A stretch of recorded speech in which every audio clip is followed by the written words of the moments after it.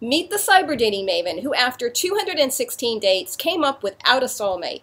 It's September, and for those of the like, are you beginning to feel that little bit of queasiness as holiday things are already in the stores?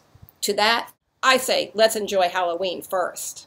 Here's my story, how not finding your soulmate can be good for the soul. Hi, I'm Nancy Beckins, author of The Men of Match, Memoirs of a Cyber Dating Maven, just out in Barnes & Noble stores.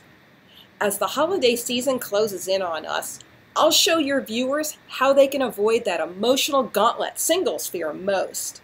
I'll share with them my own unique discoveries, inspirations, and hard lessons learned from my numerous dates with matchmen.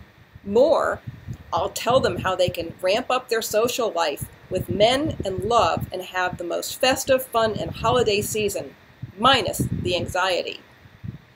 If I can do it, so can you.